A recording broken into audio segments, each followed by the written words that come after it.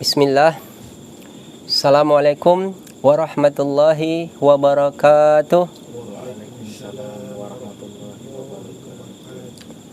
Alhamdulillahi rabbil alamin. Wabihi nasta'in ala umurid dunya waddin. Ashhadu an la ilaha illallah wahdahu la syarika lah. Wa ashhadu anna Muhammadan abduhu wa rasuluh. Qala Allah ta'ala fi kitabihil karim. A'udzu billahi minasy syaithanir rajim. Bismillahirrahmanirrahim. Iqra bismi rabbikal ladzi khalaq. Khalaqal insana min 'alaq. Iqra wa rabbukal akramul ladzi 'allama bil qalam. 'Allamal insana ma lam ya'lam. Sadaqallahul azim. Wa qala nabiyuna Muhammad sallallahu alaihi wasallam, man ahya sunnati faqad ahabbani wa man ahabbani kana ma'iya fil jannah. Sadaqallahul aliyul azim. Wa sadaqa rasuhul nabiyul karim. Wa nahnu ala dhalika minasy syahidin. Allahumma ja'alna min syuhada'il haqq al-qa'imina bil qist. Alhamdulillah, pada malam hari ini kita berjumpa ya. Seperti biasa, diawali kita membaca Quran, membaca bismillah, membaca hadis agar kita mengharapkan rahmat dari Tuhan Allah dan syafaat dari Nabi Allah Muhammad sallallahu alaihi wasallam. Nah, ini kita langsung saja saya kedatangan tamu nih. Sepertinya ada beberapa kali kita berjumpa ya. Mungkin saya selalu memang bisa diketemui pada malam hari. Nah, untuk itu mungkin ada pada tuan-tuan yang ada yang hal-hal yang mau didiskusikan gitu. Kita di sini saling berbagi sudut pandang aja gitu. Berbagi sudut pandang itu agar kita menjadikan diri kita tuh berwawasan lebih luas lagi. Karena dalam kaidah pengetahuan seperti ini dia. Banyak yang kita ketahui, lebih banyak lagi yang tidak kita ketahui. Nah, sedangkan ilmu itu laksana pakaian yang tersimpan rapi di dalam lemari. Nah, untuk membukanya itu adalah pertanyaan. Makanya semakin banyak pertanyaan yang ada pada pertanyaan yang mungkin kita utarakan, mungkin di situ nanti ada kita bisa berbagi sudut pandang, apa sih jawabannya gitu. Nah, karena pada prinsipnya setiap pertanyaan itu pasti ada jawabannya gitu. Setiap pertanyaan ada jawabannya. Nah, mungkin hal-hal yang selalu saya sering ingatkan seperti itu. Saya tidak banyak membahas tentang hal-hal khilafiyah atau tentang perbedaan-perbedaan pendapat. Cuman kita di sini hanya berbagi sudut pandang. Kalau mau kita merasa itu baik, kita terima gitu.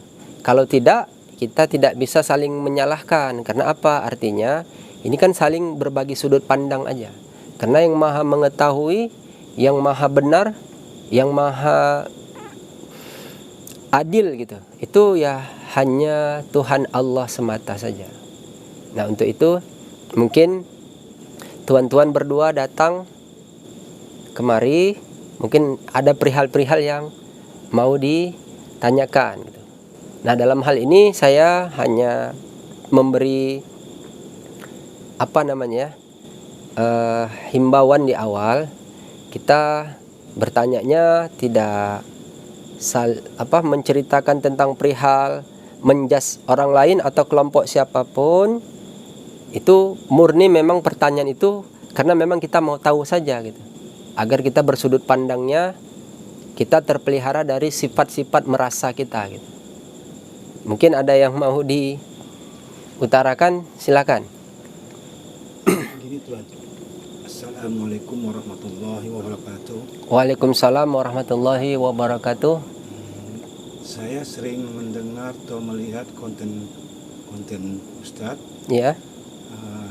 Kenapa selalu mengenai zikir Allah? Ya. Dan apa maksudnya itu Ustadz? Terima kasih. Assalamualaikum warahmatullahi wabarakatuh. Gitu ya. Rupanya Tuan sering mendengarkan ceramah-ceramah saya atau penjelasan dari saya mengenai tentang zikir Allah gitu. Jadi seperti ini. Sebetulnya saya dari sejak saya masih usia remaja, saya sudah suka dengan namanya ilmu pengetahuan gitu. Khususnya di bidang agama ya. Maka dari itu saya terus menggali. Sebetulnya banyak hal yang mau diceritakan gitu.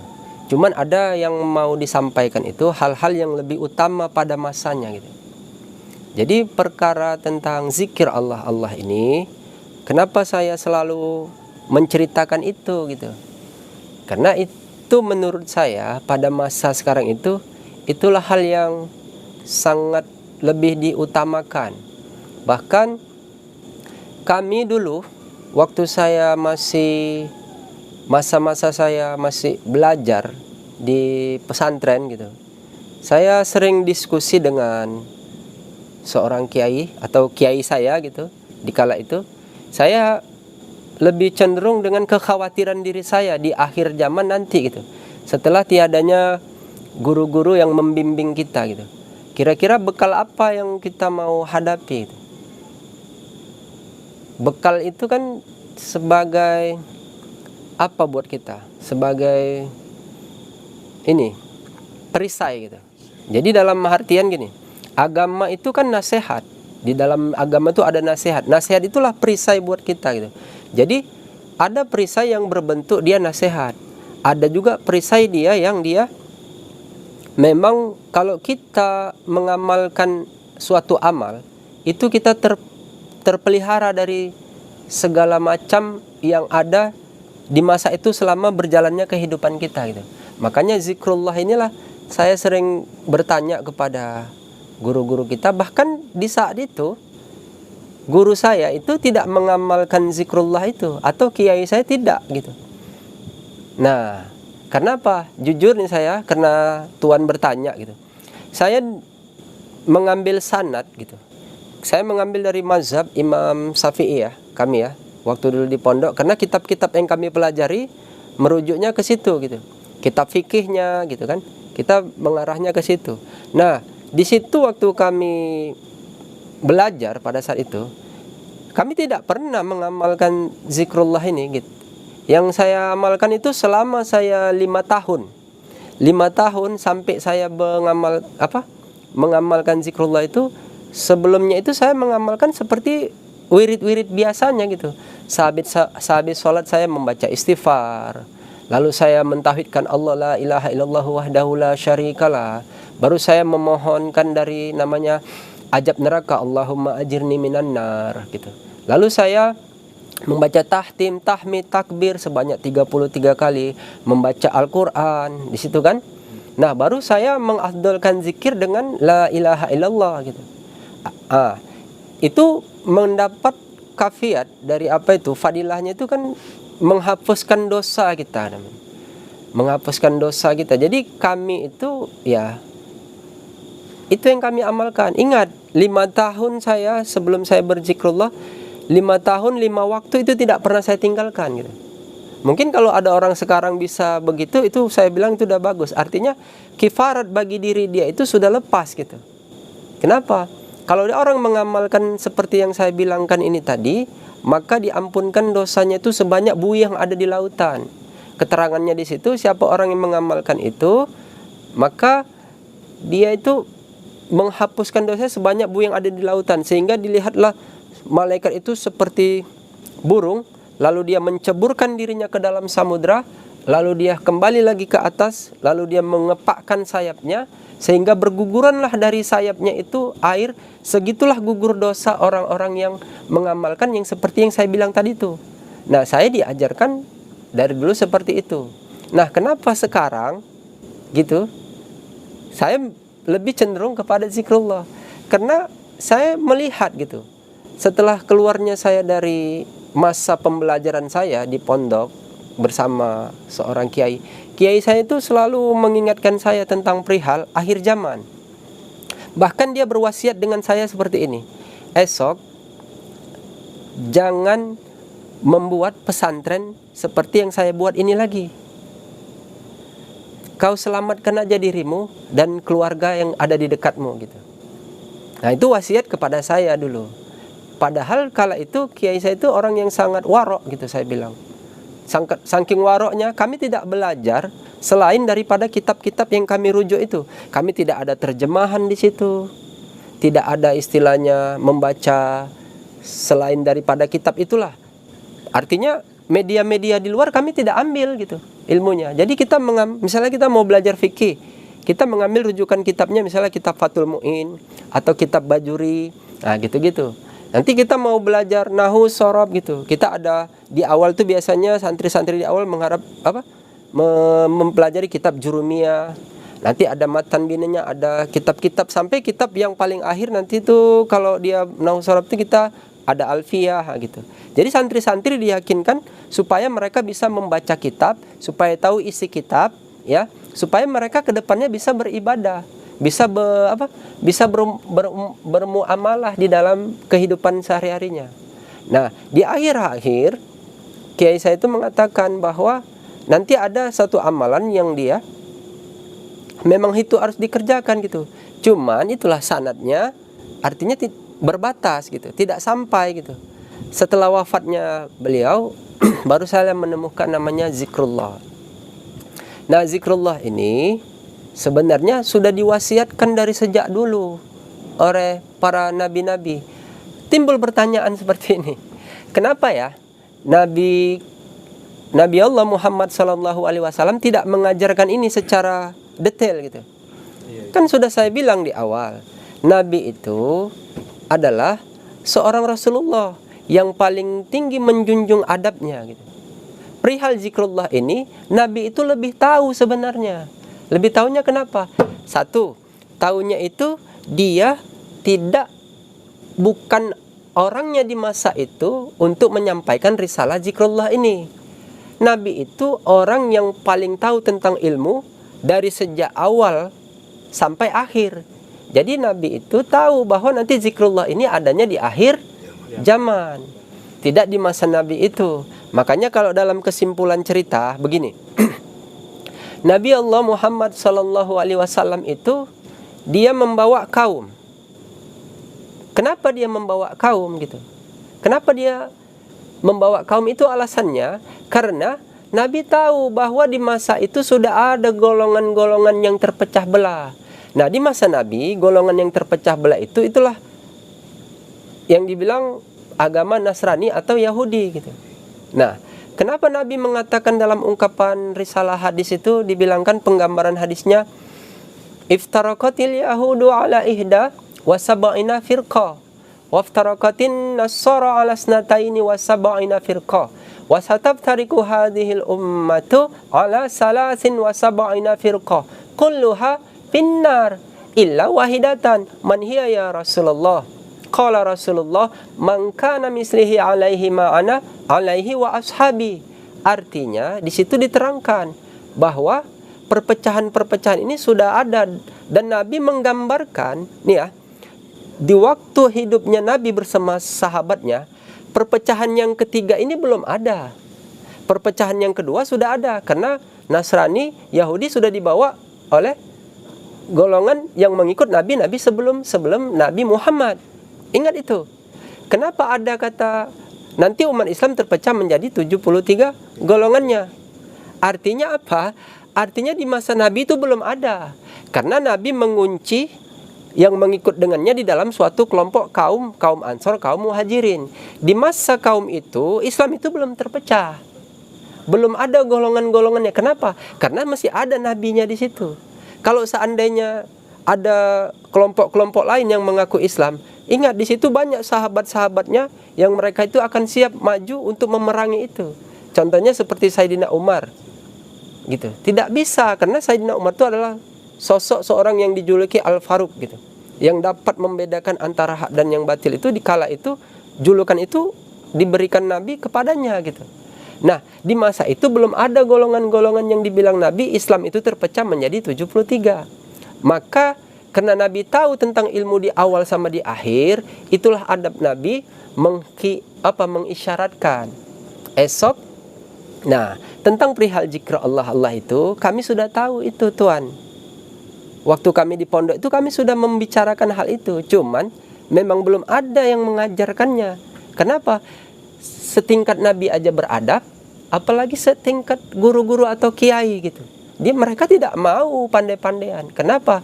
Walaupun mereka begitu, mereka masih memegang sanad keguruan yang masih bersambung sanadnya gitu.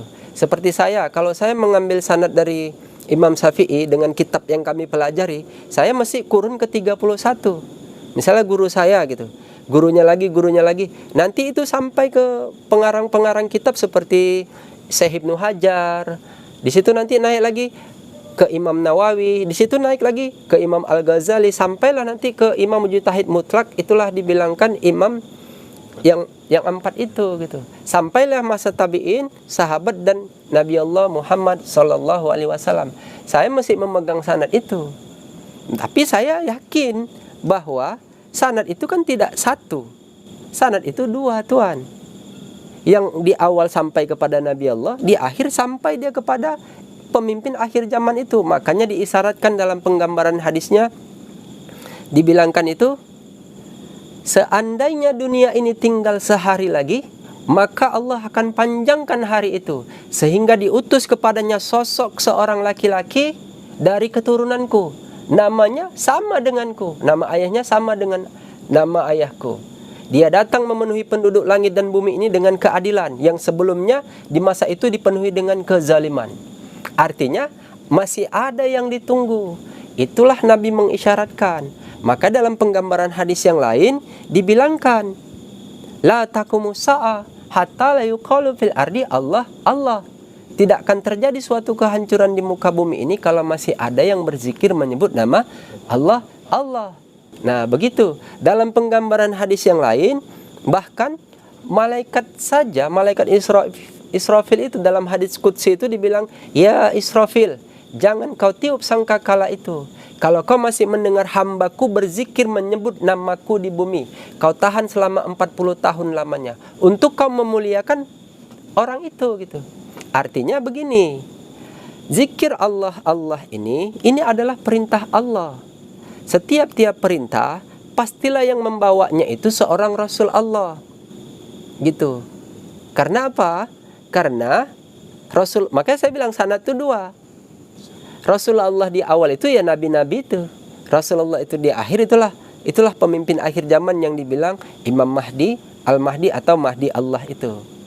Jadi begitu dia alasannya. Nah, sekarang kita berpikir lagi, bagaimana cara kita mengamalkan zikir Allah Allah ini? Kami mencari. Makanya kita telusuri. Mana ini setiap amalan yang berbeda ini Tuan, pasti dia dipimpin oleh seorang guru yang mursyid, yang kamil, yang menjadi mujaddid di kala itu, yang dia berhak mengajarkan zikir yang mau diamalkan. Kenapa? Karena ini sudah pasti seorang wali Allah. Nah, jadi di sini ada kejelian kita melihatnya. Contoh begini. Nabi Allah Muhammad sallallahu alaihi wasallam itu adalah penutup para nabi-nabi sebelumnya. Makanya di situ dikatakan allazi la nabiyya ba'da. Tidak ada lagi nabi setelahnya gitu. Jadi setelah nabi itu ada nanti diantar lagi wali-wali Allah itu. Nah, kalau nabi ada penutupnya, berarti wali-wali Allah itu ada yang mengakhiri cerita kewalian itu. Makanya di dalam penggambaran isyarat penjelasan dalam hadis Sabaqal Mufaridun, Imam Amin Al-Qurdi menjelaskan di situ. Zikir Allah ini tidak tentang ketinggian derajat ketinggiannya, sehingga wali kutub pun tidak menghinggakan makamnya gitu. Artinya apa? Bukan berarti orang yang mengamalkan zikir Allah ini hebat. Bukan berarti orang yang mengamalkan zikir Allah ini dia tinggi derajatnya, lebih tinggi daripada wali kutub itu. Tidak. Artinya kata makom di situ, makom itu dua. Ada makom di mana di masa hidupnya dengan ketinggian derajatnya, ada makom dia masa di akhir hayatnya, di mana dia dikebumikan. Artinya setelah wafatnya akhir dari wali kutub itu, berarti sudah masuk masa kepada pemimpin akhir zaman itu. Diakhiri dengan Khalifatul Mahdi. Gitu dia. Jadi artinya tidak sampainya itu bukan tinggi derajat atau rendahnya, bukan. Artinya masanya yang tidak sampai. Jangan keliru orang memaknainya gitu.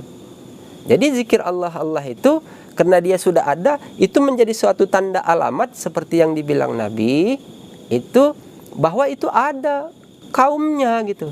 Nah, sebagaimana saya ceritakan di awal, kaum itu ya, kalau Nabi membawa kaum Ansor, kaum Muhajirin untuk membedakan antara golongan yang terpecah itu. Datanglah lagi pemimpin akhir zaman itu membawa kaum juga untuk membedakan antara kaum itu dengan golongan yang setelahnya.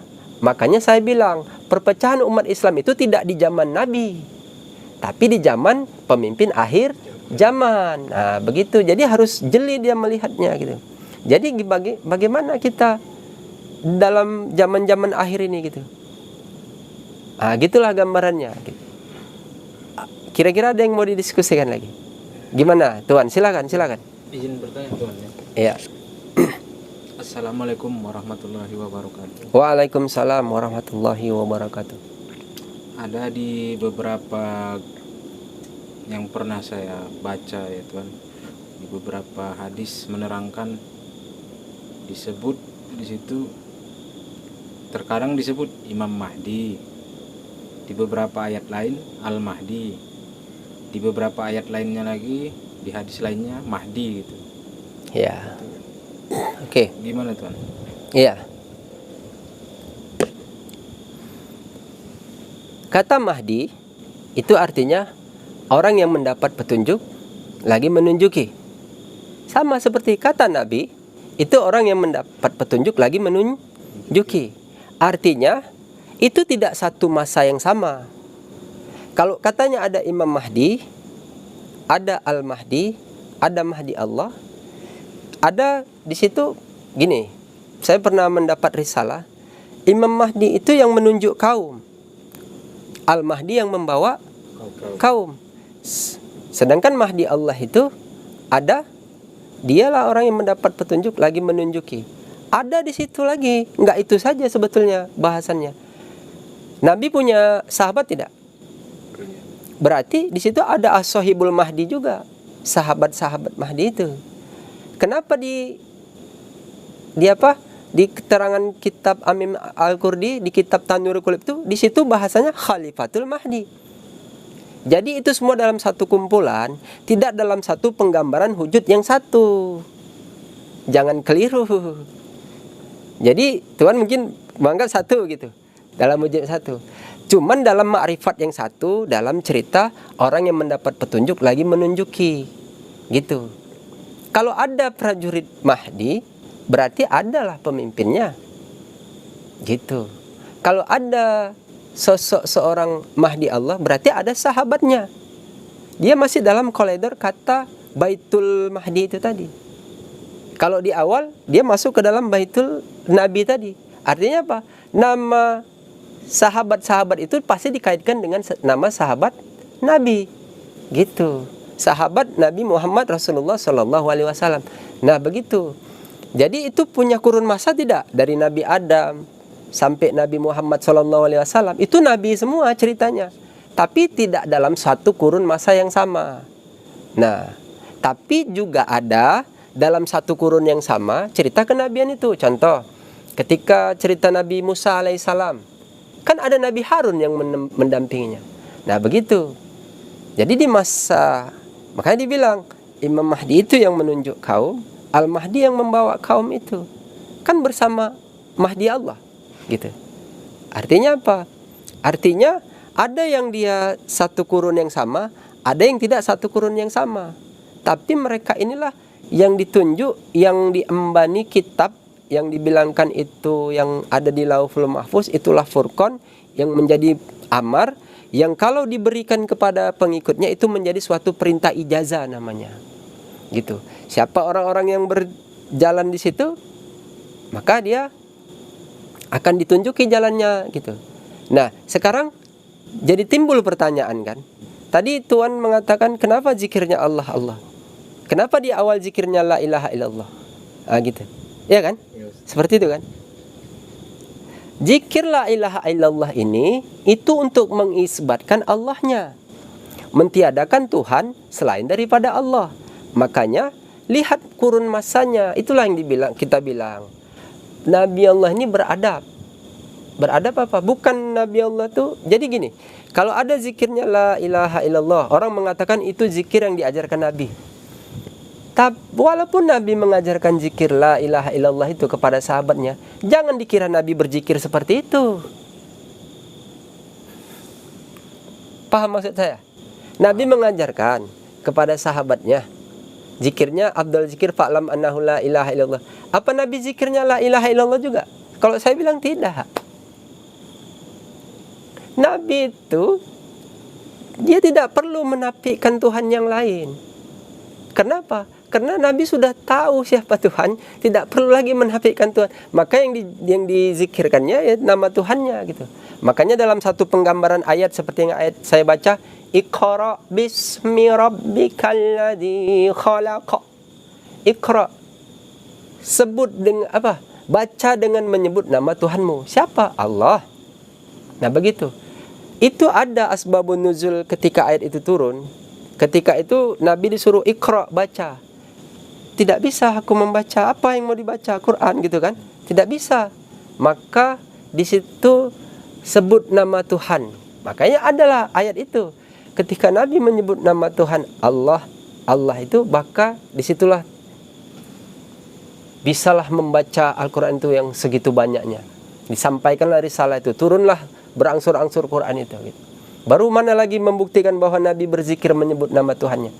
Waktu Nabi beristirahat bersandar di sebuah pohon, kala itu datang namanya itu Daksur, mengancam Nabi dengan pedangnya.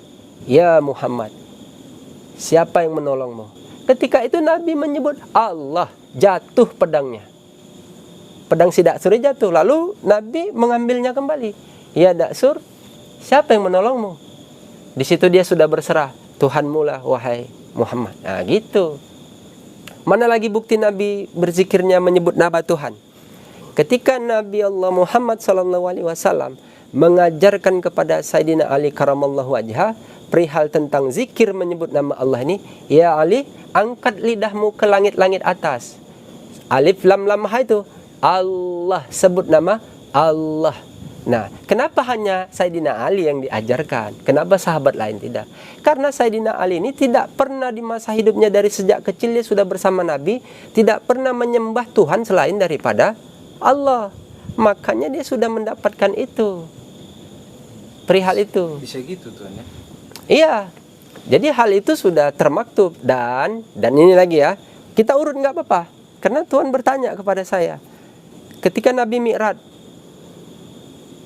Nabi Muhammad SAW Mi'raj, lalu dia naik ke langit, lalu di langit pertama, kedua, ketiga bertemu dengan nabi-nabi, lalu di situ ada Arash di Suratul Muntaha, bertemu dengan seorang pemuda, berdialog. Di situ kala itu Nabi melihat pemuda itu basah lidahnya berzikir menyebut nama Allah, Allah. Jadi disitulah ada dialog bahwa tahu. Singkat cerita dialognya begini. Kamu siapa? Bukankah yang bertanya lebih tahu? Lalu menjawab, aku masih dari golongan umatmu. Artinya dalam bahasa penggambaran itu nanti hidupnya setelah masa Nabi. Maka di situ kan ceritanya panjang, tidak ada kitab yang menerangkan tentang itu, kecuali memang ahli zikir itu yang memang dia sendiri yang mengetahui rahasia itu gitu. Sudah. Nah, disitulah makanya Nabi ada asbabun nurutnya kenapa Nabi membilangkan hadis sabaqal mufaridun la taqumu sa'ah la yuqalu fil ardi Allah Allah. Kenapa Nabi mengatakan lagi, andaikan dunia ini tinggal sehari lagi, maka Allah akan tangguhkan, tahan hari kiamat itu sehingga hadir sosok seorang pemimpin. Nah gitu. Jadi itu sudah ada gambaran sebetulnya. Makanya itu saya bilang Nabi itu orang yang paling tinggi menjunjung adabnya. Ilmu pengetahuannya dari sejak awal bumi ini diciptakan sampai akhir pasti Nabi itu tahu. Kenapa Nabi tidak mengajarkan zikir Allah Allah itu? Itulah mengajarkan adabnya seorang Rasul itu, bahwa nanti memang ada lagi nanti pemimpin di akhir zaman itu yang dia membawa risalah. Dalam penggambaran ayatnya, laqad kana lakum fi rasulillahi uswatun hasanah liman kana yarjullah hal yaumal akhir wa dzakarallaha katsiran. Ada suri tauladan yang baik pada diri seorang rasul yang apabila kamu mengikutinya, maka nanti dia di hari akhir itu banyak berzikir menyebut nama Allah. Dalam penggambaran ayat yang lain dijelaskan, laqad ja'akum rasulun min anfusikum azizun 'alaihi ma 'anittum harisun 'alaikum bil mu'minina raufur rahim. Laqad tegak itu, laqad itu mengatakan jelasnya dalam suatu kalimat itu lebih menekankan lagi daripada kata inna itu sendiri. Laqad, nyata ada seorang rasul gitu. Seperti kita mau sholat, azan mengajak sholat. Kalau qomat lebih dekat lagi, qad qamatis sholah katanya. Nah makanya kata laqad itu, lamnya itu lam takwid. Lam taukid itu menjelaskan bahwa sangat dekat sekali gitu. Makanya bilang laqad ja'akum rasulun min anfusikum. Datang seorang rasul kepada kamu dari kaummu sendiri. Ini kaum yang mana? Gitu. Jadi setiap kaum itu ada rasulnya gitu. Makanya Rasul di awal kaum Ansor, kaum Muhajirin dibawa oleh Nabi untuk membedakan antara golongan-golongan yang terpecah di masa itu, agama Nasrani. Nanti di akhir umat Nabi itu sendiri yang terpecah, umat Islam itu sendiri mereka terpecah juga. Untuk membedakan antara umat yang terpecah dengan kaum yang mau dibawa nanti ini, itulah dia datang lagi seorang Rasul itu. Nah, kalau di awal zikirnya la ilaha illallah, di akhir sudah tidak seperti itu. Kenapa? Karena yang terpecah ini tadi, dia ini memang orang Islam, udah tahu Tuhannya Allah. Tidak mungkin dia menafikan Tuhan yang lain. Makanya kata berimannya mereka itu dengan berzikir menyebut nama Allah itu ada dalam penggambaran ayat. Ya ayyuhalladzina amanu dzkurullaha dzikran katsiran.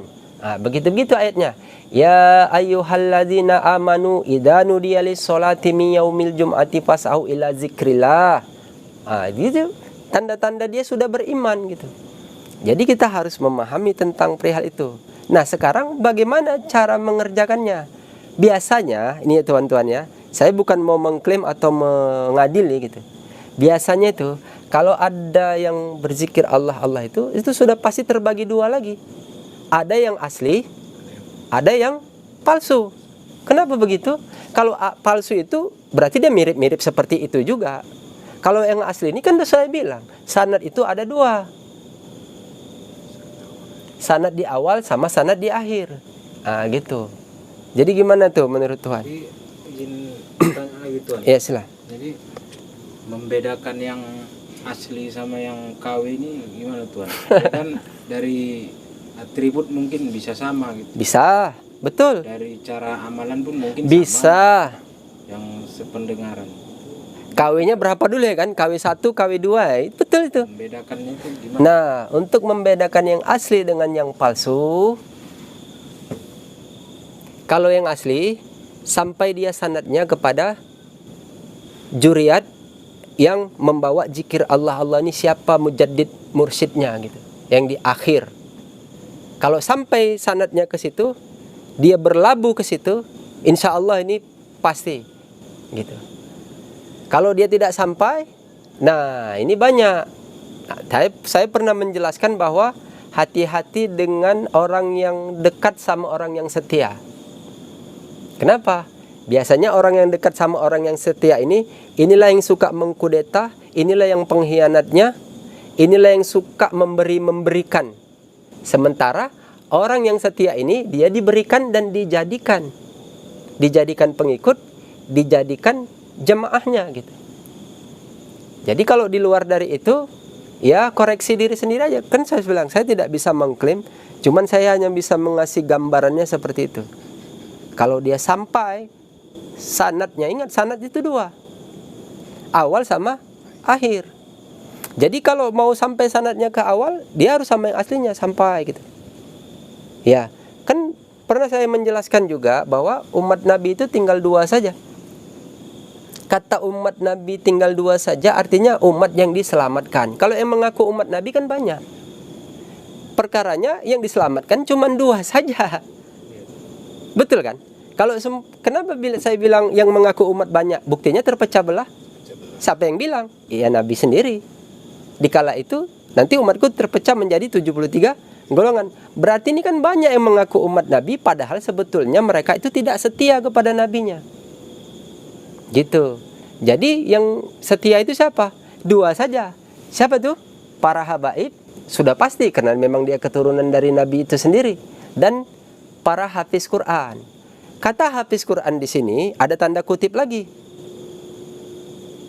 Mereka itu yang senantiasa menghatamkan Al-Quran setiap waktu. Waktu apa?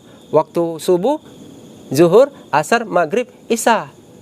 Nah, inilah umat yang memang dia itu yang dikatakan umat Nabi itu. Dia senantiasa menghatamkan Quran. Artinya dia yang memelihara Quran itu. Karena Nabi membawa risalah Quran. Baru kenapa para habaib itu dikatakan itu umat Nabi? Iya, karena memang dia dari juriyat Nabi. Dia pasti memelihara apa yang dibawa atoknya dahulu. Gitu. Apa yang dibawa kakeknya dahulu gitu. Wajarlah para habaib ini memelihara apa yang dibawa risalah Quran itu. Kenapa? Karena dari kan turunnya sampai. Gitu. Makanya kita menjaga adab itu kepada para habaib, para juriyat Rasulullah itu gitu. Tidak bisa sembarangan. Makanya saya bilang ada dia yang asli, ada yang palsu. Jadi kalau yang asli yang mana? Tanda-tandanya dia ini senantiasa menghatamkan Quran setiap waktu. Nah gitu. Itulah umat yang dibilang umat Nabi itu. Kalau kurang jelas tanya lagi. Sekarang saya nggak masalah. Masih belum duduk sedikit lagi tuh. Iya, duduk aja. Jadi dia kan Tuhan bilang kan asli dan palsu gitu. Iya. Jadi kalau dia kan bisa saja misalnya mau masuk gitu kan. Iya. Ke apa? Dia memakai atribut yang sama dan mengaku yang sama gitu. Iya. Jadi kita pengen masuk gitu. Iya. Nah, itu membedakannya dia mengaku gitu. Iya. Itu gimana, Tuhan? Ya, jadi gini, itulah saya pernah menjelaskan tentang bertempat ya. Kata bertempat ini sangat spesifik sekali. Kata bertempat. Jadi dia zikirnya bertempatnya di mana? Misalnya ada sebuah tarekat gitu. Bertempatnya di tarekat tuh gitu kan. Oke. Terus kan bisa saja ada penyusup yang masuk. Nah, nanti bertempatnya di mana lagi? Nanti yang asli itu pasti menempatkan kepada suatu tempat yang dimana tempat berkumpulnya sudah ditentukan. Itu satu. Baru yang pasti kan saya bilang sambung sanadnya kepada juriyatnya itu agar supaya apa? Itu saling kenal mengenal. Itulah namanya mereka bukan. Kenapa saya bilang palsu atau ada yang asli? Yang asli itu mereka itu di dalam tarekatnya mereka bertarekat. Ingat, Di dalam tarekat itu mereka bertarekat. Kata bertarekat itu berarti dia kenal satu dan yang lainnya, baik dia dan pemimpinnya gitu, sampai sambung sanadnya. Kalau dia cuma mengamalkan amalan tarekat itu, ini dapat kemungkinan dia bisa saja terputus. Siapa yang mau menanggung jawab itu gitu? Tidak bisa. Kata bertarekat itu gitu. Jadi itu banyak makna lagi ya gitu. Jadi kalau mau tahu asli atau tidaknya ya nanti di sini baru kita mengambil satu makna ayat saja ya, supaya kita fair mainnya gitu. Rabbana amanna bima anzalta wattaba'na rasula faktubna ma'asyahidin. Rabbana, ya Tuhan kami, masukkanlah kami ke dalam kelompok orang yang bersaksi. Dia sudah yakin nih bersaksi. Dan tuliskan yang mengikut kepada Rasul itu. Jadi gini, dalam gambarannya itu, yang menentukan siapa yang menjadi pengikut Rasul itu adalah Rasul itu sendiri. Pemimpinnya itu sendiri. Mereka memiliki orang-orang bawaannya gitu. Kalau mengaku-ngaku ya silakan saja gitu.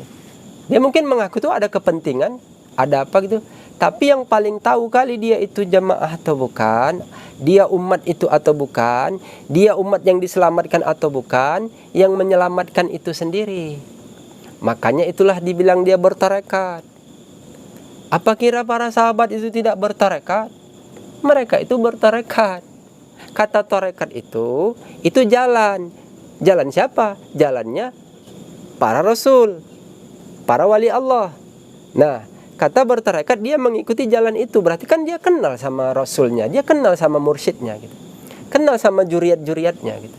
Artinya mereka tuh tidak mungkin terputus gitu, benang merahnya sampai.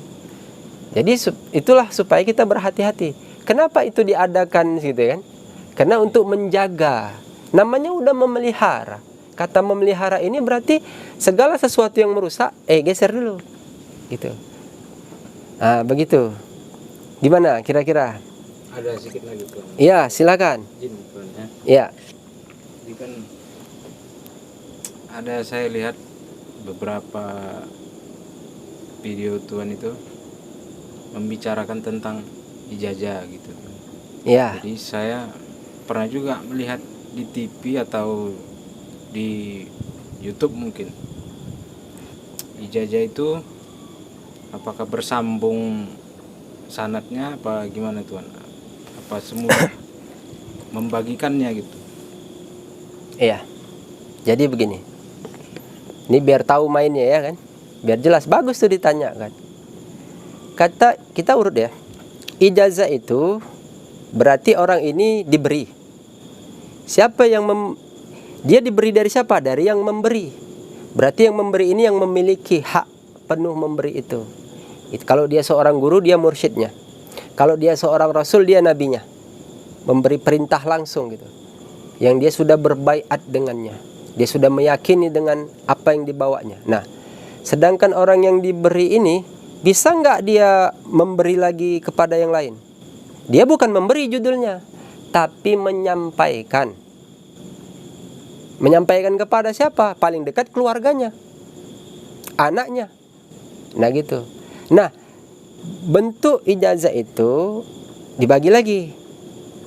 Ada dia yang bisa sampai menyampai, ada yang dia tidak bisa sampai menyampai. Ini yang mau disampaikan ijazahnya bisa sampai menyampai enggak? Karena ilmu itu pun juga dua.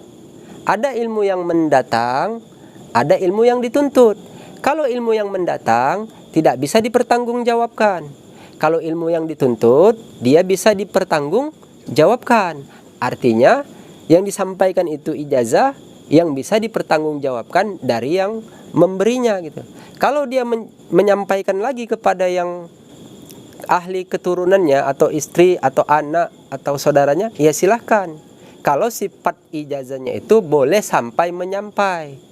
Artinya tidak bisa juga lah Tuan menyampaikannya lewat ini lewat dari TV, dari YouTube, ya nggak bisa lah. Orang dia nggak jumpa gimana? Namanya disampaikan tuh kan ada tanda terimanya. Kata sampai menyampai itu ada serah terima. Tahu ijab kabul? Pernah menikah? Pernah menikah ya kan? Pada saat menikah itu kan dia serah terima, ada ijab kabul di situ. Nah ijazah itu begitu penyampaiannya, gitu. Tidak asal terus udah tahu dia apa. Ini sok paten kalau saya bilang, nggak bisa. Gitu. Maksud saya gini. Gimana? Apakah ijazah itu di masa Nabi sudah ada atau kekurangan pengetahuan ini kan, makanya bertanya sama Tuhan kan? Ya. Apakah itu bersambung gitu dari masa Nabi sampai ke masa akhir nanti gitu? Apa ada sambung kaitannya gitu? Iya. Berkait. Di masa Nabi sudah ada ijazah gitu. Ya sudah.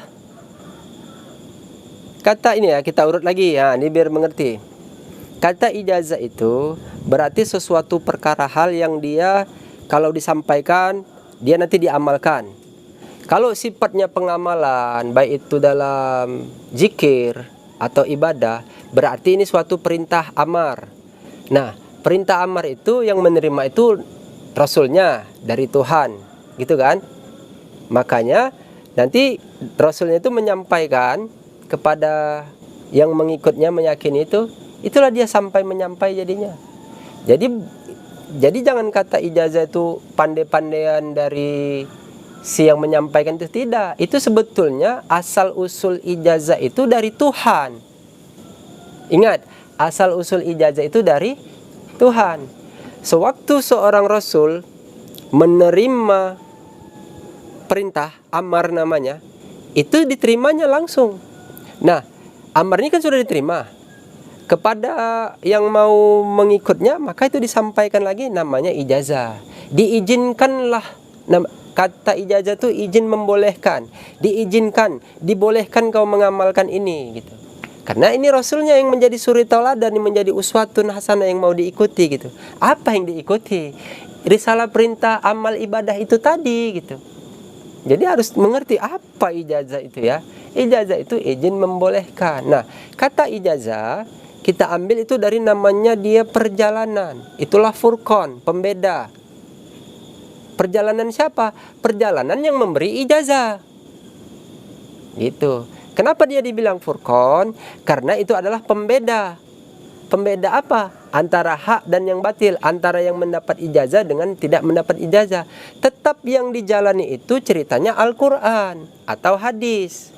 Mau mengamalkan Quran misalnya, mau mengamalkan hadis, ada perintah ijazahnya. Jadi bersamaannya Al-Quran dengan Furqan itu menjadi suatu tanda bahwa itu yang mau dijalani dalam kehidupan kita sehari-hari. Kan yang mau dikerjakan ini perintah Tuhan di dalam Al-Quran, gitu kan? Nanti izinnya, ijazah itu, nanti kan dari ijazah itu juga ada cara bagaimana menjalankannya gitu, cara berbuatnya, cara mengamalkannya. Ya pastilah yang lebih tahu tentang ijazah itu yang menyampaikan siapa? Rasulnya. Atau setelah masa Rasul ada wali-wali itu, ya mursyid-mursyidnya itu wali-wali itu. Jadi terbimbinglah orang ini yang mendapat ijazah itu. Makanya nanti dia dibagi lagi. Ada dia yang sifatnya boleh sampai menyampai, ada dia yang tidak bisa sampai menyampai. Biasanya orang yang menerima ijazah itu nanti dia diingatkan, ini tidak sampai menyampai. Kalau nanti diingatkan lagi, ini boleh sampai menyampai. Nah, gitu. Jadi itulah bersambung dia. Dari dulu ya sudah ada. Baru ijazah itu jangan dibilang karena izin membolehkan, jangan dia bentuk tertulis saja, tidak. Judulnya aja sudah kata perintah. Contoh begini. Misalnya Nabi menyuruh kau pergi ke suatu negara sana. Gitu kan? Itu juga bentuk perintah, itu berarti ijazah. Hanya dia saja yang pergi ke sana gitu. Karena dia yang diizinkan, dibolehkan. Gitu. Udahlah paling dekat lagi, misalnya nggak usah negara lah jauh-jauh. Abang berguru kepada seorang guru yang mursyid gitu. Atau seorang junjungan gitu. Atau seorang pemimpin akhir zaman. Abang hanya disuruh membelikan tolong belikan sesuatu saya gitu. Itu sudah perintah namanya untuk abang di kala itu. Itu yang tidak bisa sampai menyampai seperti itu konteksnya. Kalau dia yang sampai menyampai, dia yang sudah dimaktubkan di dalam suatu sebuah amalan yang rutin setiap hari gitu. Mengerti? Mengerti. Ya, insya Allah ya. Jadi mungkin pertanyaan tadi Tuhan mengatakan kenapa zikirnya Allah Allah? Karena memang menurut saya itu yang paling utama di akhir zaman. Kalau Tuhan tadi berkaitan banyak tentang perihal-perihal keadaan ya, bagaimana cara ya, cara ini ijazah apa semua. Mungkin itu saja penjelasan dari saya malam ini, karena waktu juga yang membatasi kita. Nanti kita mau bertemu lagi silakan, nggak apa-apa. Kalau saya ada waktu pasti saya meluangkan waktu itu. Tapi saya biasanya bisanya di malam hari. Mungkin itu saja. Semoga kita semua dirahmati Allah, terus di dalam bimbingannya. Semoga kita orang-orang yang mendapat petunjuk hidayah. Billahi taufiq wal hidayah. Assalamualaikum warahmatullahi wabarakatuh. Waalaikumsalam warahmatullahi wabarakatuh. Subhanakallahumma wa bihamdika asyhadu an la ilaha illa anta astaghfiruka wa atubu ilaik. Allah sabaqan. Ya.